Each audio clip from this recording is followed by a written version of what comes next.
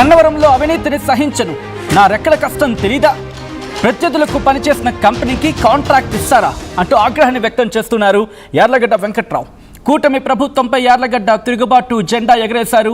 ప్రత్యర్థులకు పనిచేసిన కంపెనీకి కాంట్రాక్టులు ఇస్తారా అంటూ ఆగ్రహాన్ని వ్యక్తం చేశారు ఆయన. కేఎంబీ సంస్థకు కాంట్రాక్ట్ ఇవ్వడంపై యార్లగడ్డ తీవ్ర అభ్యంతరాన్ని వ్యక్తం చేశారు. ప్రత్యర్థులతో పోరాడిన తనను అవమానిస్తున్నారంటూ ఆవేదన వ్యక్తం చేశారు ఆయన. తన రెక్కల కష్టం విలువ ఇదేనా అంటూ ప్రశ్నిస్తూ ఉన్నారు యార్లగడ్డ. గన్నవరంలో అవినీతిని సహించేదే లేదంటున్నారు యార్లగడ్డ. ప్రోటోకాల్ గౌరవం లేకపోతే ఊరుకోనంటున్నారు ఆయన. కూటమి నేతలందరినీ ప్రశ్నిస్తున్నా, ఎన్నికల ముందు వచ్చినవాడు అధికారంలోకి వచ్చాక వచ్చినవాడు ఒకటేనా అంటూ ప్రశ్నిస్తున్నారు యార్లగడ్డ వెంకట్రావు. త్వరలో కార్యకర్తల సమావేశం పెడతా అంటున్నారు యార్లగడ్డ. ఆ రోజు అన్ని విషయాలు మాట్లాడతా అంటూ తెగేసి చెప్పుకొచ్చారు ఆయన. యార్లగడ్డ కామెంట్స్తో కూటమి నేతల్లో చర్చ ఇన్ఫాక్ట్ పెద్ద ఎత్తున జరుగుతుంది.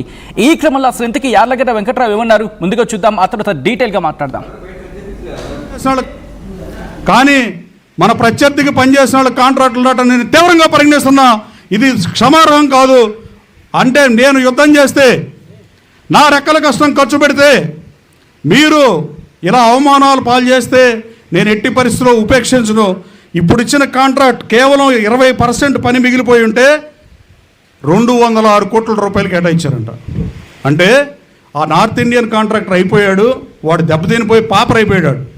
వాడి కాంట్రాక్ట్ తీసేసి ఆడు 300 కోట్లతో 80% టెర్మినల్ బిల్డింగ్ పనులు చేస్తే 20%కి ఎంత డబ్బులు అవుద్దో అందరికీ తెలుసు. కేవలం 130 కోట్ల రూపాయలు మాత్రమే టెండర్ ఉంటే 130 కోట్లకి టెండర్ ఎవరు వేయలేదనే కారణంతో మళ్ళీ పిలిచి 206 కోట్లు కట్టబెట్టింది. నా ప్రత్యర్థి మీద నేను యుద్ధం చేసినందుకు మీరు నాకు ఇచ్చే గిఫ్టా అని అడుగుతున్నాను నేను. అది చేసింది ఎవరైనా, ఏ పార్టీలో వాళ్ళే చేయగలరు ఎవరైనా. కానీ అలాగే అంటే మనం యుద్ధం చేస్తే ప్రతివాడు మేము పార్టీ అని, మేము పార్టీ, అసలు నన్ను ఏ రోజు ఎవడో కలవనాడు పార్టీ ఎలా అవుతాడో నాకు నిజంగా అర్థం కాని పరిస్థితి. ఈ ఇండస్ట్రీస్లు అంత భయం ఉన్న ఇండస్ట్రీస్లు భయం ఉన్నట్టు ఉండొచ్చు కదా. ఇవాళ ఆ రోజున పార్టీ కాదని, ఇవాళేమో పార్టీ అని. రైట్, అది యార్లగడ్డ వెంకట్రావు హాట్ కామెంట్స్ చేసుకొచ్చారు. ఈ క్రమంలో అసలు ఇందుకే ఏం జరుగుతుంది, యార్లగడ్డ వెంకట్రావు స్టేట్మెంట్తో కూటమిలో ఎటువంటి కదలిక ఉంది, ఎటువంటి చర్చ ఉంది, కూటమి నాయకులు లేకపోతే నాయకత్వం ఎటువంటి అంశాలను పరిగణలోకి తీసుకుంటోంది, ఎలా అడుగులు వేయబోతోంది, డీటెయిల్గా తెలుసుకుందాం. మా AP input editor Krishnamohan updates అందించేందుకు సిద్ధంగా ఉన్నారు. కృష్ణమోహన్, యార్లగడ్డ వెంకట్రావు ఇక్కడ 130 కోట్ల టెండర్ అద్ది కానీ ఎవరు రావట్లేదని చెప్పి 206 కోట్లు అంటూ ఆ అంశాన్ని ప్రస్తావిస్తూ ప్రత్యర్థులకు అప్పచెప్తూ ఉన్నారు. కష్టం నాది, శ్రమ నాది, నేను ఎన్నికల్లో గట్టిగా కష్టపడ్డాను అంటూ కూడా అంశాన్ని ప్రస్తావిస్తూ ఉన్నారు. ఇక్కడి నుంచి ఎటువంటి అడుగులు వేయబోతూ ఉన్నారు, కూటమి నేతలతో ఏమైనా చర్చ జరుగుతూ ఉందా? బేసిక్ గా ఒక ఇంపార్టెంట్ ఇష్యూ అయితే నడిచింది. యార్లగడ్డ వెంకట్రావు సంబంధించిన వ్యవహారంలో క్లియర్ గా అంటే నిన్న మాట్లాడిన ఆ వ్యాఖ్యలు ఏదైతే యార్లగడ్డ వెంకట్రావు మాట్లాడారో ప్రధానంగా కేఎంయూ ప్రాజెక్టు గురించి మాట్లాడారు. విధంగా కేఎంయూ ప్రాజెక్టు ఎయిర్పోర్ట్ కన్స్ట్రక్షన్స్ కోసం ఈ ప్రాజెక్ట్ అయితే వాళ్ళకి దక్కింది.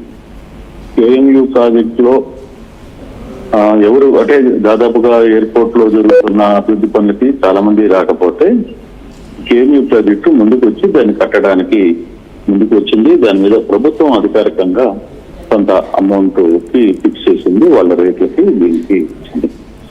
అయితే డబ్బులు ఎక్కువగా ఇచ్చి ప్రభుత్వం నా ప్రత్యర్థులకు ఎంకరేజ్ చేస్తుంది అని మాట్లాడుతున్న పరిస్థితి.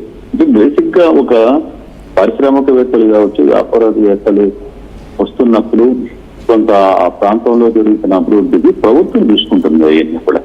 కానీ మరి వెంకట్రావు మరి ఎందుకు ఈ విధంగా వ్యాఖ్యలు చేశారో, లేకపోతే ప్రభుత్వంలో జరుగుతున్న వ్యవహారం మీద ఆయన ఎందుకు సీరియస్ గా రియాక్ట్ అయ్యారో అర్థం కాని పరిస్థితి. కొంత ఇది గవర్నమెంట్ కి వ్యతిరేకంగా ఆయన మాట్లాడుతున్నట్టుగా చాలా స్పష్టంగా కనబడుతుంది. అంటే కేఎంయూ అంటే కనకమేడల వరప్రసాద్ యాక్చువల్ గా వీళ్ళది ఇష్యూ. వీళ్ళు అక్కడ ఆ ప్రాంతానికి సంబంధించిన వ్యక్తులే, ఆ ప్రాంతానికి సంబంధించిన వ్యక్తులే, ఆ ప్రాంతానికి సంబంధించిన తెలుగుదేశంకి మొన్న ఎన్నికల్లో కూడా సహాయపడ్డ నేతలు పారిశ్రామికవేత్తలు అని చెప్పి చెప్తున్నారు. కానీ ఈ వ్యవహారంలో కూడా కొంత ఇష్యూ నడుస్తుంది. మరోవైపు అక్కడే పొట్టిపాటు టోల్ గేట్ కి సంబంధించిన కొందరు పారిశ్రామికవేత్తల్ని అక్కడ కూడా ఇదే విధంగా ఇబ్బందులకి గురి చేయాల్సి వస్తుంది అనేది మనం చూస్తున్నాం. గతంలో కూడా ఆయన విజయ డైరీ చైర్మన్ గా ఉన్న కొంతమంది వ్యక్తులతో కూడా ఇలాగే కొంత గొడవలు పడ్డారు. అయితే పారిశ్రామికవేత్తలు గుడివాడ లేదా గన్నవరం ఈ ప్రాంతంలో గన్నవరం ప్రాంతానికి సంబంధించిన పారిశ్రామికవేత్తలు, చుట్టుపక్కల ఉన్న పారిశ్రామికవేత్తలతో ఎమ్మెల్యేకి ఎక్కడో కొంత గ్యాప్ నడుస్తోంది.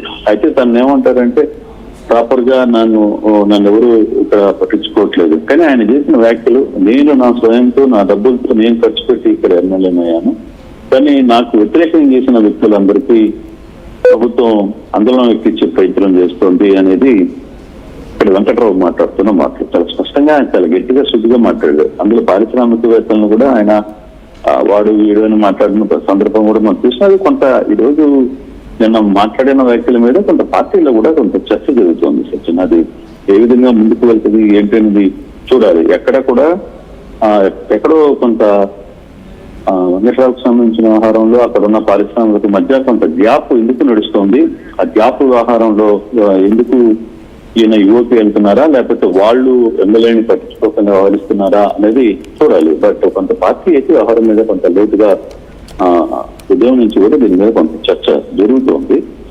మరి వెంకట్రావు వ్యాఖ్యల్ని లోకల్ గా ఉన్న పారిశ్రామికవేత్తలు ఏంటి, పారిశ్రామికవేత్తలు అక్కడ ఉన్న వ్యక్తులు ఏ విధంగా ముందుకు వెళ్తారు ఏంటి అనేది కూడా చూడాల్సిన పరిస్థితి అయితే ఉంది. మొత్తం మీద కొంత వ్యవహారం మీద పార్టీ ఆఫీసులో కూడా కొంత చర్చ జరిగింది అనేది సమాచారం అందుతోంది. బట్ వెంకట్రావు అంటే ఇద్దరు ముగ్గురు కేవలం ఇది ఒక్క ఇష్యూ కాదు, కేంద్రీయ సంబంధించిన విషయం ఒకటే కాదు, మిగతా వాళ్ళ విషయంలో కూడా కొంత వ్యవహారంగా వ్యవహరిస్తున్నారు అనేది అక్కడ పార్టీ ఆఫీసులో చెప్పారు అనేది కొంత సమాచారం అయితే నడుస్తోంది. కానీ దీన్ని ఏ విధంగా ముందుకు తీసుకెళ్తారు, దీన్ని ఏ విధంగా నడుపుతారు అనే వ్యవహారం మీద చూడాల్సిన పరిస్థితి. ఇది కొంత కాంట్రవర్సీకి తెరలేపింది. వాస్తవంగా ఈ వ్యవహారం సడన్ గా కాంట్రవర్సీకి తెరలేసిన పరిస్థితి. అయితే అందులో ఈయన చాలా క్లియర్ గా మాట్లాడుతున్నాను, నా రెక్కల కష్టం ఖర్చు చేస్తే మీరు నన్ను అవమానం పాలు చేస్తారా, ప్రభుత్వం వీళ్ళని ఎంకరేజ్ చేస్తుందా, ఈ కుటుంబ ప్రభుత్వంలో నా నియోజకవర్గంలో అవినీతి జరిగితే ఖచ్చితంగా ఎండగడతా, దాంట్లో ఎటువంటి పరిస్థితి లేదు, నన్ను ఏ రోజు కలవని వాళ్ళు ఈ రోజు టీడీపీ పార్టీ అని చెప్పుకుంటున్నారు. గతంలో 1-2 కోట్ల విరాళాలు ఇచ్చి పనులు చేయించుకున్న వారికి చమరగీతం పడాలి అంటే ప్రభుత్వాలు గెలిచిన తర్వాత వీళ్ళందరూ ప్రభుత్వం దగ్గరికి వచ్చి మేమేదో పండించాం లేకపోతే గోటిచ్చాం అనే ఒక చర్చ జరుగుతుంది కదా. అటువంటి వాటిని కూడా ఆయన కట్టే ప్రయత్నం ఉంది. అంటే పార్టీ కోసం ఎవరైతే కష్టపడ్డారో లేకపోతే ఎవరైనా ఉన్నారో వాళ్ళని ఇబ్బంది గురి చేస్తే వాళ్ళకి సాయం చేయండి, అంతేగాని అప్పటికప్పుడు పార్టీలు మారిన తర్వాత వచ్చే వాళ్ళకి సాయం చేస్తే నేను ఒప్పుకోను. గన్నవరంలో ఉన్న హక్కుల విషయంలో నేను రాజీపడే పరిస్థితే లేదు. ప్రోటోకాల్ పరంగా నాకు ఇవ్వాల్సిన గౌరవం ఇవ్వకపోతే నేను కూడా ఊరుకోను అనేది త్వరలో కార్యకర్తల మీటింగ్ పెట్ట ఆ రోజు చాలా విషయాలు మాట్లాడతా కూటమి నాయకులందరినీ కూడా ప్రశ్నిస్తున్నా. ఎన్నికలకు ముందు వచ్చిన వాళ్ళు పార్టీనా, అధికారంలో వచ్చిన వాళ్ళు పార్టీనా అనే ఒక చర్చ చెప్తారు. అంటే అక్కడ కొంత పారిశ్రామికవేత్తలకు ఇండస్ట్రీలకు మధ్య జరుగుతున్న గన్నవరం దగ్గర అంటే గన్నవరం నియోజకవర్గంలో అక్కడ చేస్తున్న కొందరిని వెంకట్రావు ఒప్పుకోవడం లేదు. మీరు పార్టీకి సంబంధించిన ఆహారాలా లేకపోతే లేదా అనే ఒక చర్చ అయితే జరుగుతుంది. దాని మీద ఏ విధంగా ముందుకు వెళ్తే చూడాలి. ఈ రోజు ఉదయం పార్టీ ఆఫీసులో మీద కొంత చర్చ జరిగినట్లు కూడా సమాచారం ఉంది. అంటే టైమింగ్ గురించి మాట్లాడుకుంటే ఇప్పుడే ఎందుకు ఏ స్టేట్మెంట్స్ చేశారనే అంశానికి సంబంధించి ఎటువంటి చర్చ ఉంది కృష్ణమోహన్? ఇక్కడ బేసిక్ అదే నేను చెప్పాను కదా, ఇక్కడ ఈ ఎయిర్పోర్ట్ కి సంబంధించిన ఆహారాలు కావచ్చు, వీటిల్లో టెండర్లకు సంబంధించినవి గన్నవరం ఎమ్మెల్యేకి సంబంధం లేకుండా లేదు వ్యక్తులకు టెండర్ల రూపంలోనూ లేకపోతే ఇతర రూపంలోనూ కొంతమంది వ్యక్తులకి ఆ పనులు వస్తాయి. ఆ పనులు వచ్చినప్పుడు స్థానిక ఎమ్మెల్యేని పట్టించుకోకుండా లేదు స్థానిక ఎమ్మెల్యేని కలవకుండా వెళ్ళారు అనేది తన మనసులో ఉన్న అతనుకున్న కొంత అసంతృప్తి. ఎమ్మెల్యేకి అసంతృప్తి కారణం కూడా ఏంటంటే నిజమే ఎవరైనా పార్టీలో అంటే ప్రధానంగా ఏం చెప్పేది ఏంటంటే పార్టీ రాకముందు జరిగిన వ్యవహారాలు, పార్టీ వచ్చిన తర్వాత జరుగుతున్న వ్యవహారాలు. అధికారంలో రాకముందు వీళ్ళందరూ నాకు ఎవరు సహాయం చేయలేదు, వీళ్ళందరూ నన్ను ఇబ్బంది పెట్టాలనే ప్రయత్నం చేశారు. ఇప్పుడు వాళ్ళకే ఇన్ని కోట్ల రూపాయల పనులు తర్వాత ఇతర వర్క్స్ ఇస్తే మరి నాకు వాల్యూ ఏముంటుంది అని. సో ఆ కోణంలో ఈయన ఇగోకి పోతున్న పరిస్థితి అయితే కనపడుతుంది. మరోవైపు ప్రభుత్వం వాళ్ళకి ఇస్తుంది అంటే ప్రభుత్వానికి ఏమన్నా అంటే ఈయన స్థాయిలో కాకపోయినా ప్రభుత్వంతో వాళ్ళు మంచి టర్మ్స్ లో ఉన్నప్పుడు వాళ్ళకి ఇచ్చే ప్రభుత్వాలు కూడా ప్రభుత్వాలు చేస్తాయి. కొన్ని ఆహారంలో అక్కడ పని కావాలి, కొందరే చేయగలరు, అటువంటి వాళ్ళకి ఇచ్చే ప్రభుత్వం చేసే ప్రయత్నం కూడా చేయొచ్చు.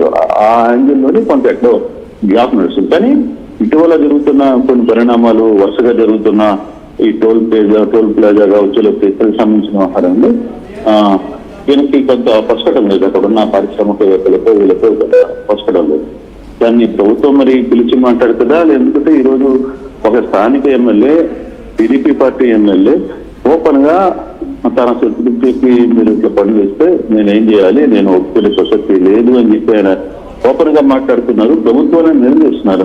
నా గవర్నమెంట్ లో, నా గన్నవరం నియోజకవర్గంలో అవినీతి జరిగితే నేను ఒప్పుకోను అని చెప్పి ఆయన మాట్లాడుతున్నారు. అంటే ఆయన ఇండైరెక్ట్ గా గవర్నమెంట్ కి వార్నింగ్ ఇస్తున్నారు. డైరెక్ట్ గా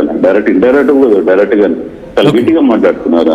అయితే నేను ఈ విషయంలో ప్రజలతో, కార్యకర్తలతో సమావేశం పెడతా, కార్యకర్తలతో తెలుసుకుంటానని కూడా మాట్లాడుతున్నాను. సో ఇది కొంత ఇష్యూ పెద్దది కాకముందే కొంత ఈ ఇష్యూని సాల్వ్ చేయాల్సిన అవసరం పార్టీ పెద్దలకు కూడా ఉంది. పార్టీ పెద్దలు దీని మీద కొంత ఆలోచిస్తున్నారు. బహుశా వెంకట్రావుని పిలిచి మాట్లాడే ప్రయత్నం అయితే కూడా జరుగుతుంది. Right Krishnamohan, thanks for the update. మొత్తంగా అయితే మాత్రం యార్లగడ్డ వెంకట్రావు